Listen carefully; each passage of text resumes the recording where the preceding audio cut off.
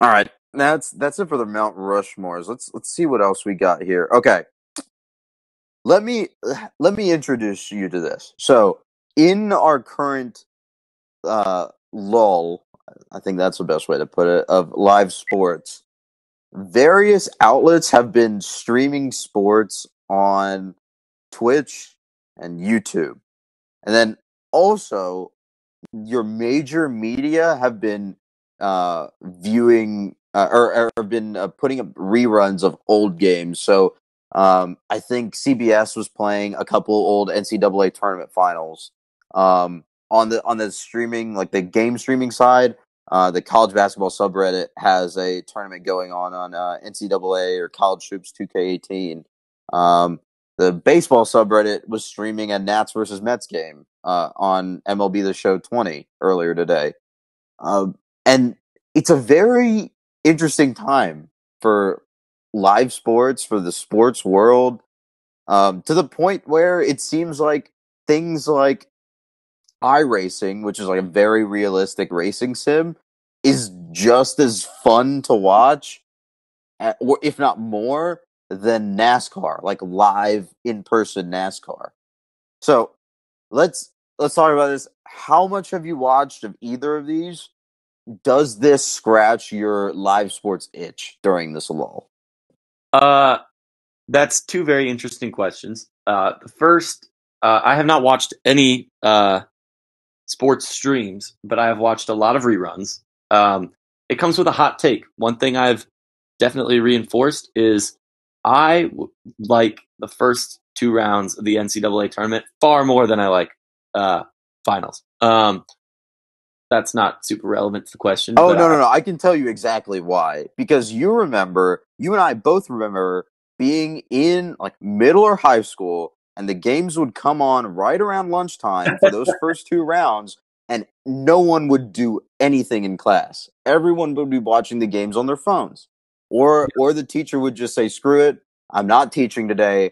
I know you're not going to pay attention. We're just putting the TV on and we're watching today's games." That yeah, is exact. I am the exact same way. After that second weekend when there are no games on during work days or during school days, it just gets so much fun because it's not as naughty to watch it. yeah. I mean that's the same way I was with like afternoon baseball and stuff like that. But uh, I have been watching a lot of reruns. My personal plug is for uh, like sports that you don't know, like you've never seen, can be just not that I don't think there's as big of a buy-in because it's not live. Like there's you'd have to suspend disbelief too much to be like, oh my gosh, I'm invested like a real like live sporting event. But I think like rewatching World Baseball Classic games on MLB Network that I don't remember the ending to, or oh, what was the other one? It was a old like conference tournaments, not even like the big ones. It was like some random Oklahoma, not TCU. It's not that important, but Oklahoma, Iowa State. That's what it was, and it was a good game. It was a tight game, and yeah, I enjoyed watching it. But I don't think I think this proves as much as ever that live sports are never truly going to go away from our culture. They are so ingrained in what we see as community and like uh, everyday events, and it's how we are we are too ingrained to the feats of athletes and humans and peers um, to say, oh yeah, it's fine. Like just sim all of MLB on a computer. Like it's not the same. You can't go to watch. You can't make it an experience. So much of the sports world, and I think that's something that we all miss is going to. We were talking about volleyball in that environment. Going Mm-hmm. to O'Keefe and watching a game. Going to McCamish and watching basketball. Being a part of, if you're a soccer fan, a supporters section or the bleacher bums or whatever it is. The having a beer and a hot dog. Which, by the way, we were finally able to at Russ Chandler, and then the next weekend it ended. Go Womp womp. figure.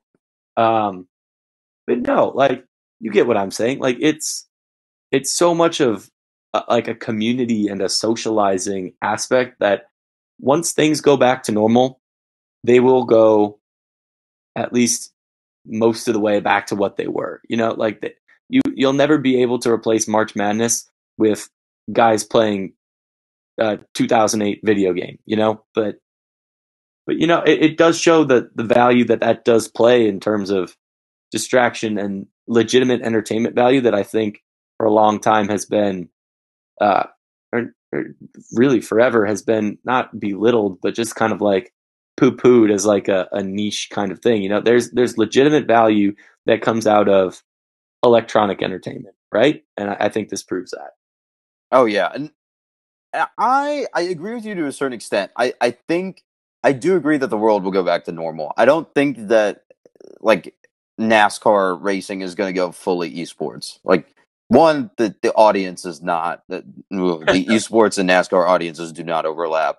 Let's get that out of the way first. And two, I think the athletes, like NASCAR drivers, are also just going to want to get back in the car. Like they're going to want to be in their car and in control of their own physical domain. So things will go back to normal. Like whether it's athlete driven or audience driven, it's going to go back to normal.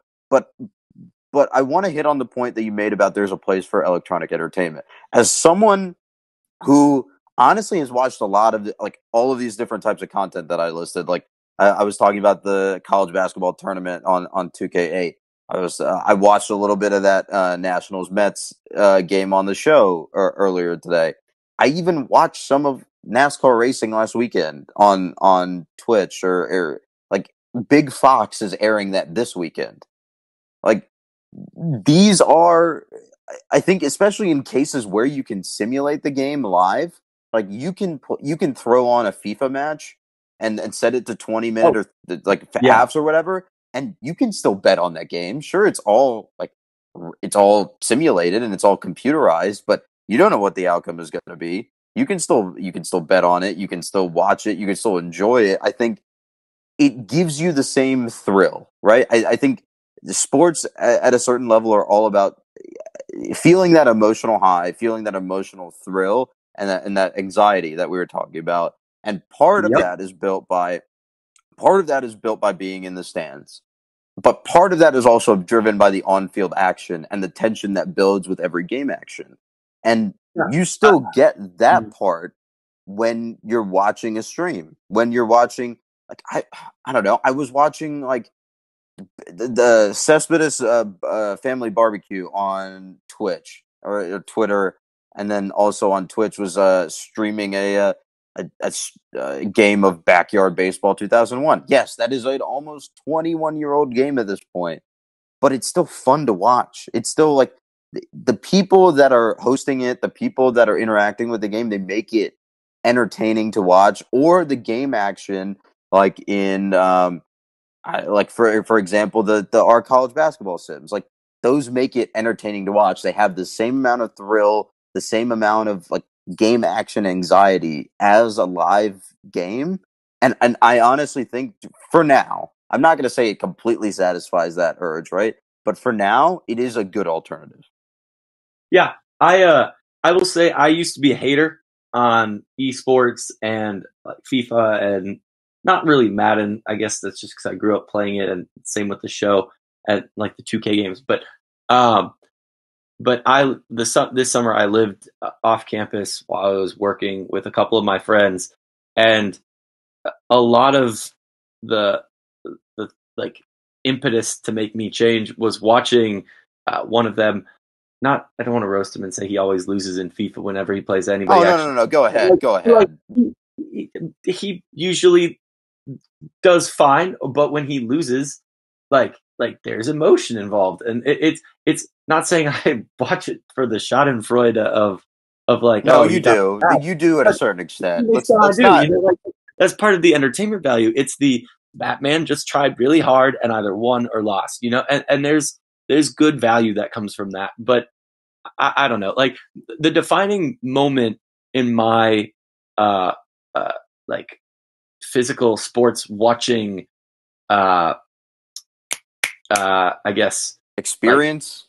Like, the extremes that I've seen are watching again, this will be a little spoiler for later, but the 400 free relay in 2008, Blake Griffin jumping over the Kia in the dunk contest. And oh my goodness, what was that home run? Are you talking 2016 World Series? No, no, it was Schwarber's 2015 moonshot that went over the scoreboard. Like, I feel like the reason live sports are different than esports is because if like some simulated thing jumps over a car, you go, of course they did it. That's a computer. Like, of course they came back. Like that was the computer doing whatever. But there's just the spectacle and awe and humanity of sports that I don't get, and that's why I like reruns. Pivoting. I was watching the 2017 World Baseball Classic, and Marlins Park was packed with Which is U.S. something you never see. You never see Marlins Park packed. No, that's the beauty, and that honestly, suspension of disbelief right there, if anything. But absolutely. but like that's why I like these reruns, and to spoil what we're going to get into next, I would love to start breaking into tech reruns, especially of games that I haven't seen before, because it's my team, it's my the You have a reason to be invested. yes is the in thing, a way right? that, yeah, in a way that like I'm invested in the sport of college basketball, not in the sport of dudes playing college basketball related video games. I'm invested in the Cubs. I'm invested in Georgia Tech. I'm invested in the Blackhawks. Hell, I'm even invested in Atlanta United and Atlanta and the Braves and stuff now too, since I've been here for that long now. You're But welcome for that one. It's a a tough lot of life. it's your fault. I'm glad I haven't spent $85 on that Kings kit yet. But maybe if they had come out with that 2 years ago, you get flamed a little bit less by the internet. But that's neither here nor God. there. But no, But but I like the reruns. That's what gets me more entertained. But I'm also a nostalgic sap, and that's kind of what absolutely. I think so. This kind of begs a question for us, right? Should we do one, and what will we do with a rerun? Like, I think, especially over the last 30 years of tech sports history. So I mean, we'll take 2020 and then go back to 19. What would that be? 1990. Hey, I wasn't a math major, all right. So you have that is a perfect amount of time to capture arguably some of the highest highs of tech sports, right? Because you have the 91 Citrus Bowl, you have the 90, and you have the 90 Final Four. Mm-hmm. You have the 94 College World Series. You have the 06 College World Series. You have the 04 Final Four. You have the the 06 ACC title game. You have the 09 ACC title game.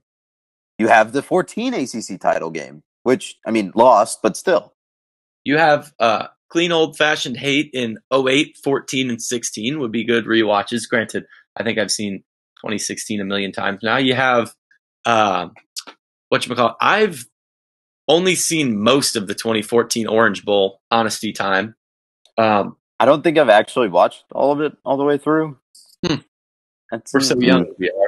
That's neither near nor there. I think the point is, like, we have lived on the, like, I think modern media gives us the best way to consume all of this older, like these older vintage is calling something in 1990 vintage would make a lot of people mad, but saying, like, we were able to take advantage of the technology to go back in time. And especially since we have not seen these, like, I have never watched the Citrus Bowl all the way through. Like I said, I didn't watch the Orange Bowl all the way through. I've watched Virginia game. That's the one I want to put at the top of the list. Yeah, the 90 Virginia game. Like, all of these moments that we have read, that we have talked, that we have, I don't know, like, we exist in a shared memory, like that shared Georgia Tech memory and fanhood, right? But we've never actually seen these. So it'll be awesome to, like, get a couple of us on the staff on like a Zoom call or like a Google Hangout, stream the game, and just like have our live thoughts on the game and just watch what happens. Because I think for a lot of us, I mean, we're like 10 to 15 to 20 person staff, like, I mean, a lot of us are less than 30, obviously, and a lot of us probably haven't watched these games. Yeah. Um, even even just like not totally random football games, but like I think you could pick a decent regular season ACC basketball game or a or hopefully from a better season baseball. Like, granted, you want to start with the ones that are important to see, like the Citrus Bowl or UVA in 1990, or any of the Orange Bowls and stuff like that. But there's really a lot of options as long as we can find one. It's going to be surprising and something we can have, I guess, hot takes on, no matter what. So, I mean, if you've seen our Slack channels or football Slack channel during games, I have a feeling that a live watching of a game is going to be exactly like that. yeah, So we might have to pull out the censor button a lot, but it could be a good time. yeah. All right, yeah, let's do it. Let's make it All right, happen.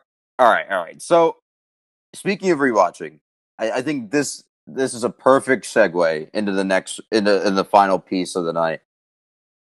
Let's talk about things that are worth rewatching, but I don't want to talk about the usual stuff, right? We've talked about Miracle on Techwood. We've talked about the 2016 Cubs world title. We've talked about the Atlanta United's MLS Cup. I mean, not that I've talked about it, but like we've mentioned it. What we put together a list here of, I think there's like 12 entries, 9. I don't know. I can't count. Um, 1, 3, 4, 5, 6, 7, 8 plus my honorable mention. okay, so nine total unheralded sports moments that are 100% worth rewatching. Mr. Grant, start us off here. Oh, the first one, if you have 5 minutes, you can rewatch this entire thing. And a lot of people hate. Again, I will plug swimming first because that is what I do best. But a lot of people kind of hate on the Olympic sports that aren't really the soccer, the basketball, the we scored and we won. Like it's a little bit harder to follow gymnastics or track or equestrian or swimming. But the greatest race in the entire sport is 2008's 4x100 freestyle relay on the men's side. Um, it was part of Phelps's quest for the eighth gold, and I'm not going to spoil it if you haven't seen it, but there was a lot of smack talk from the French about how they were going to destroy us. There's a lot of points made about how this was defining France as the new power in swimming, as a justification or a legitimization of their national program. And Not just beyond that, from an American perspective, this is your best athlete, arguably your best athlete ever in a lot yeah, of ways, questing for a never before seen, on the precipice of a yeah, never before seen triumph. Right? yes. Tune in for that. Yeah. If nothing else, tune in for that. It's American sports greatness. It's rivalry with France. I, uh, I really can't say much more than that without spoiling it. It's only 5 minutes long, so I don't want to go into that. But it is the 2008 4x100 freestyle relay and we all know that Phelps did get the eighth gold. That is a well-known But plot, how? But but it's about how he got how? it. Yeah. All right, let's. All right, let me counter the 2008. Wow, I really botched this transition. 2008 4x100 with something that happened 10 years later. So in Sochi in 2018, that was 2018, No, right? dang, No, don't check. Sochi was 2014, dude. God, I really need to get back up to date with my Olympic locations. Anyway, 2018 Pyeongchang Olympics, Pyeongchang Winter Olympics that was South Korea. Yeah, that was Yeah, South Korea. The U.S. Olympic hockey team made it to the gold medal final versus vaunted rival Canada. The game was tied 3-3 at the end of regulation, so they went to OT. OT in hockey, as always, is golden goal. The first team, and what that means, again, sudden death, the first team to score wins, doesn't like, it's not like soccer where you have to play both periods. You score, you win. In this case, you win a world championship. The stakes do not get any higher. Yeah. They do not get any higher at this level, especially in women's Olympic hockey. This is the pinnacle. I'm not going to spoil the end either. Go watch it. Honestly, go watch the highlights from the entire match. It is an amazing match.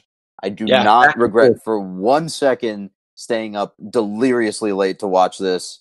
It was on at like 2 a.m. local time when I saw the tweet about them heading into overtime.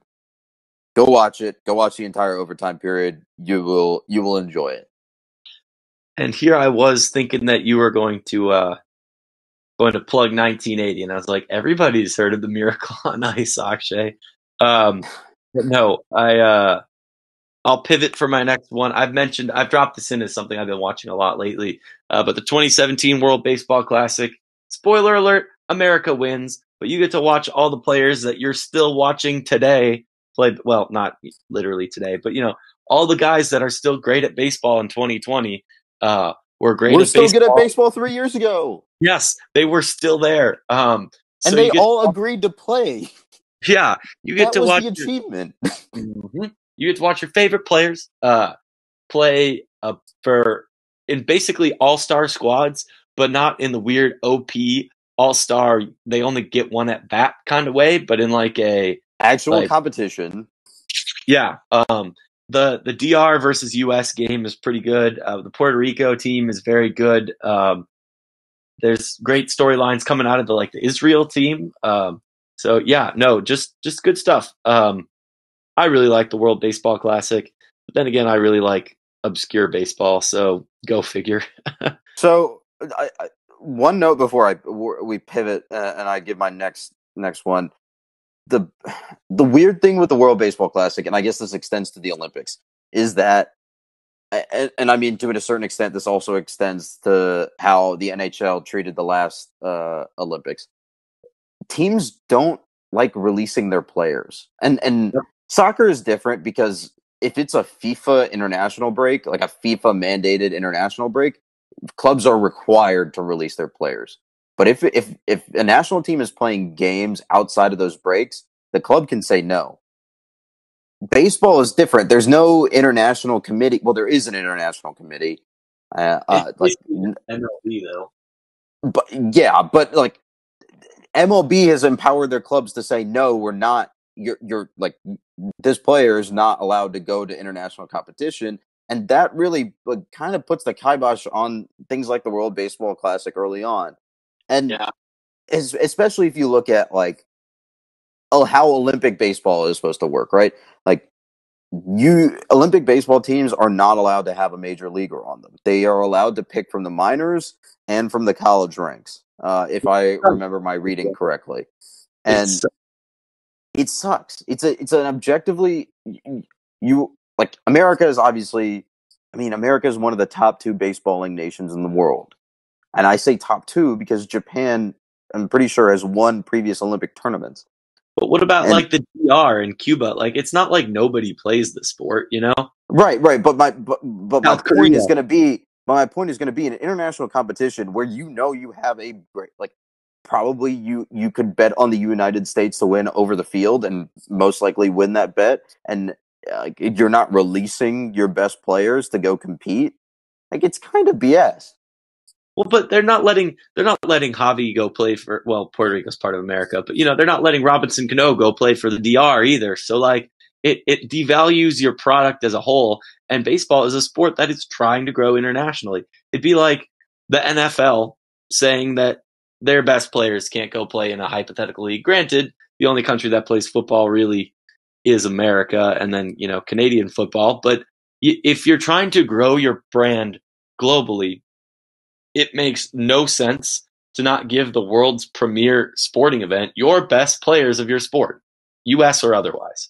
And I've ragged on this more recently when this is another soccer example. Atlanta United has refused to release players for international duty that are not mandated FIFA breaks anymore.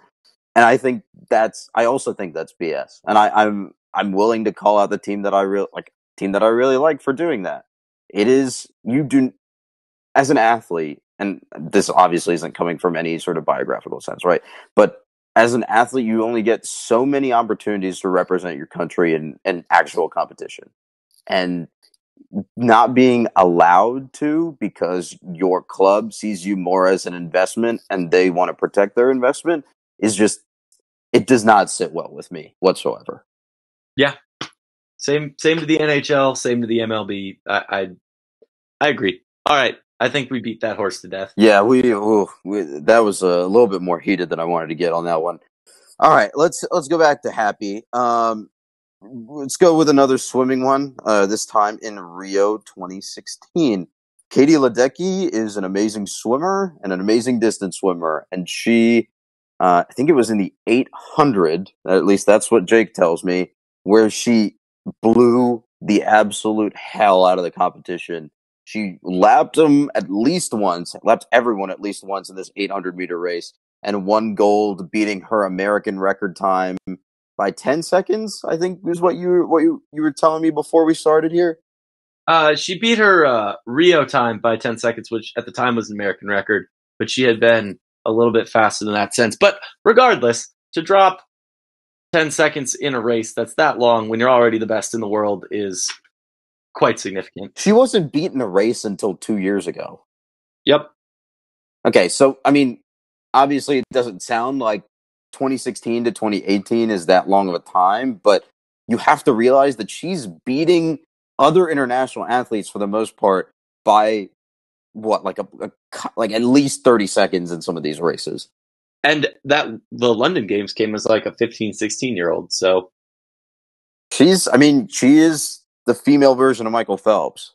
But like down to the age that she started appearing in Olympics at and the amount of success that she's had early on, like you're looking at the Tokyo Games now in 2021 for that huge, not just a breakout year because she's already had that, but like a huge moment for her.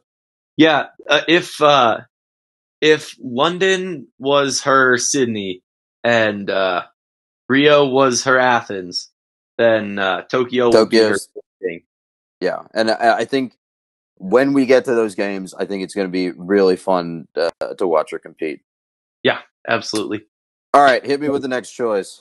All right, this one's going to be quick, but I am a sap for local sports. I'm a sap for regional sports. I'm a sap for minor league sports. And the Chicago Wolves are no different. I think it's very fitting to look at Chicago and go to the airport and park your car and realize that all the levels of the parking deck are themed after the local sports teams. But the MLS team is bumped for the minor league hockey team. Okay, well, in MLS's defense, number of reasons for that in Chicago, but continue. But yeah, no. So the Wolves are near and dear to my heart. We grew up getting like $10 tickets on the glass as kids and whatnot, and it represents a lot to see them exist as an independent team at a high level. Like, yes, they have agreements with NHL teams to feed them. Those have changed a lot over the years. They were the Thrashers affiliate back in the day, actually. Rip. RIP Thrashers, undefeated since 2011.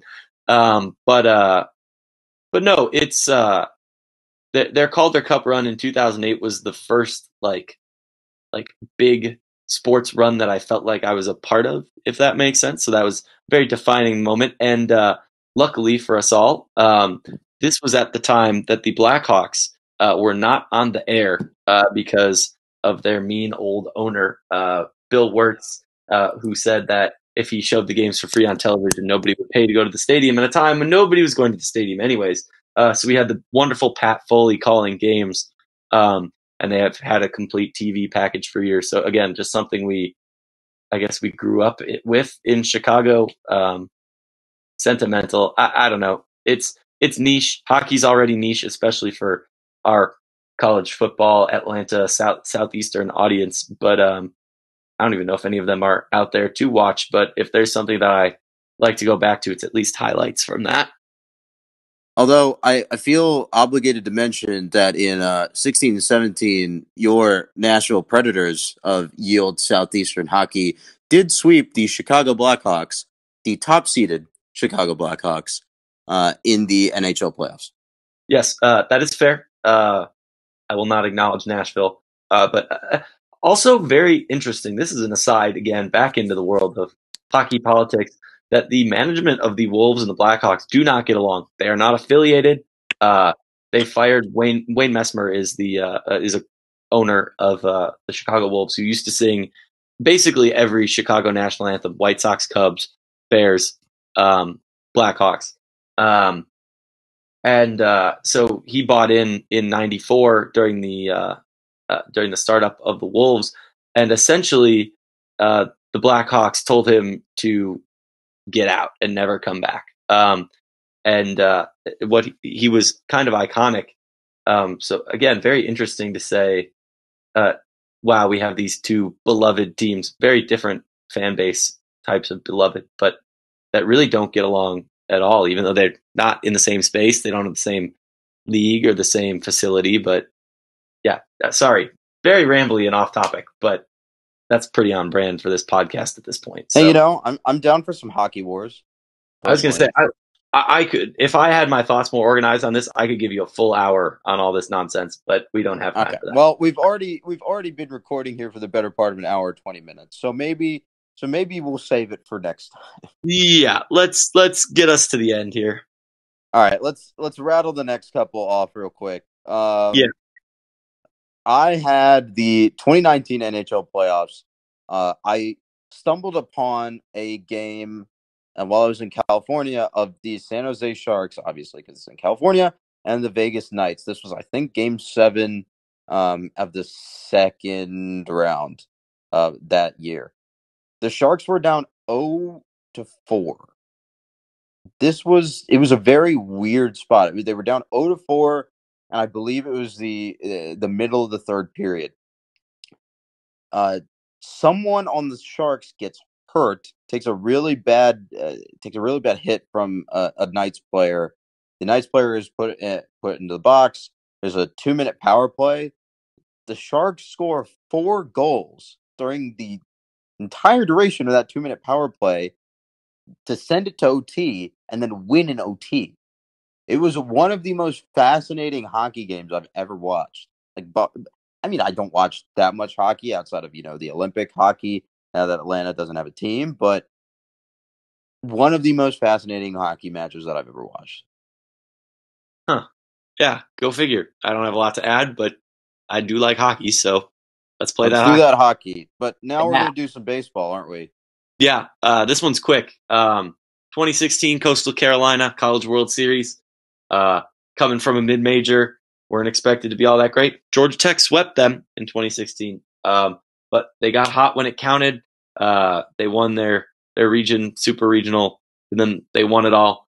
I love the underdog stories, so maybe a little bit more heralded than a couple of the entries on this list, but definitely, if you want a feel-good story, it's fun to root for the underdog. Yeah. I remember I think I remember that season and just being very surprised that there was a school named Coastal Carolina. This was back when I did not watch that much college baseball. I also was not super aware of the rest of the college landscape, and I was just very confused. Mm-hmm. Okay, so here's my last one, and I had to pull up an old article of mine to really tell the story. Um, it is and I wrote something different than what I'm about to say here, but it is the entirety of the US's run to a fourth world championship in the 2019 Women's World Cup that was in France. And just to set the mood very quickly, the US in about 2 or 3 years is probably not going to be as good as it is right now at soccer. And that's due to a couple of reasons. Number one, most of your good players are going to age out. Number two, other countries are developing soccer infrastructure, or they're just cloning their men's soccer infrastructure for the women. So you're looking at France, you're looking at Germany, you're looking at England. Argentina, Brazil, are developing developing female soccer players at younger ages through their academy systems and really churning out high quality players for their national teams. But those won't bear fruit as those won't bear as much fruit, or they haven't borne as much fruit in the same amount of time as the NCAA's uh, college soccer system has, because those academies haven't existed as long. Anyway, sidetrack. This effectively is one of the is the best U.S. squad soccer team that I have ever seen, bar none. Absolutely 100% the best. They beat Thailand 13-0 in the first game, and they got absolutely they got destroyed in the media for running up the score. But also, it doesn't matter. They knew that they wanted this championship, and they went out and got it. They grinded out 2-1 wins all the way up until the final, and then they ground out a 2-0 victory versus the Dutch in one of the tensest moments I've ever been in while watching a sporting event. I think it was so awesome to watch them and to watch them win away from home, and on top of that, they were not the favorite in this tournament. I mean, they were close second, but France or England were favored to win this tournament. And by many regards, if you look at some of the penalty calls, maybe England should have at least drawn the U.S. Maybe France should have gotten a little luckier, but they did it. They won. They played passer ball and gritted out each and every single victory. And you should go back and watch the highlights every single game, because it will astound you what they were able to do to some of the best athletes. In women's soccer in France. That has been my soliloquy on that sporting event. Bravo. A true pioneer. Anyways, I think that wraps us up. I do have an honorable mention because I don't really know if it's a sport, but it took place at Camp Randall Stadium. So I'll throw this out there to change things completely up and to give a little love to our marching band, drum corps type folk out there. If there's one show, one performance you need to watch, it is the 2002 Drum Corps International Championship at Camp Randall in Wisconsin, like I said. And it is the Cavaliers' performance of Frameworks. Unprecedentedly good score. It was musically drill and choreographed astoundingly. It's all original works, so it's not adaptations of any that you got your Les Mis show or your whatever.